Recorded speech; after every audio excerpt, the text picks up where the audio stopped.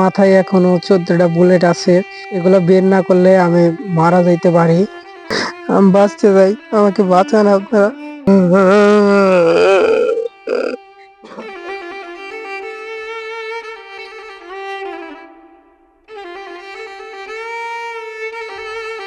5 তারিখে সকালে আমরা সকলেই আনসার একাডেমির সামনে জড়ো হইলাম।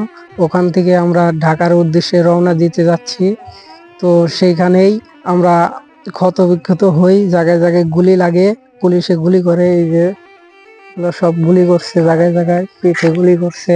তারপরে যে ওইখানে আমি শুয়ে পড়ি, ওখানে তারপরে আমার বন্ধু বান্ধবরা আমাকে তুলে নিয়ে হসপিটালে ভর্তি করেছে।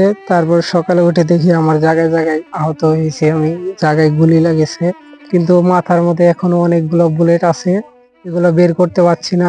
আমার মাথায় এখনো 14টা বুলেট আছে। এই যে বুলেট, এই যে এগুলো বের না করলে আমি মারা যাইতে পারি। আমার এখনো অনেক যন্ত্রণা হয়, অনেক ব্যথা করে। ডাক্তার বলছে আমাকে সুস্থ করতে হইলে অপারেশন করতে হবে। তো অপারেশন করলে অনেক টাকা খরচ হবে, এতগুলো টাকা আমরা কই পাবো? আমার বাবা শাক বিক্রি করেন সবিপুর, তিনি দিন এনে দিন খায়, আমাদেরকে ঠিক মতো খাওয়াতে পারেন না।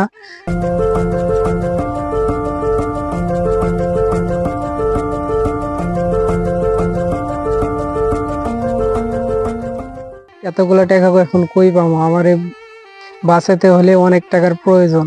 আমি এতগুলো টাকা এখন কোথায় জোগাড় করব? আমার বাবা অনেক জায়গায় চেষ্টা করতেছে টাকার জন্য, কিন্তু কোথায় কোনো টাকা পাচ্ছে না। আমার ছেলের জন্য চিকিৎসা ব্যবস্থা করার জন্য চাই, আমার ছেলেকে সুস্থ চাই। আমার ছেলে যেন আগের মতন সুস্বাস্থ্য চলাফেরা করতে পারে, এই কামনা আমি করি। আপনারা আমার ছেলের দিকে খেয়াল করবেন।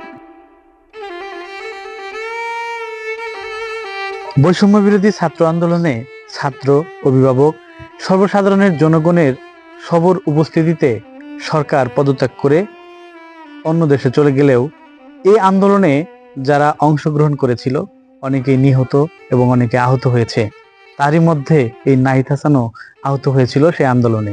এখন এই নাহিদ হাসানকে দেখবার মতো কেউ নেই। সে বাঁচতে চায়, চিকিৎসা চায়।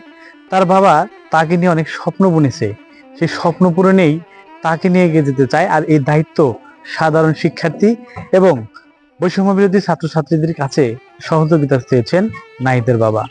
কুড়িগ্রাম থেকে সোহেল রানা স্বপ্ন।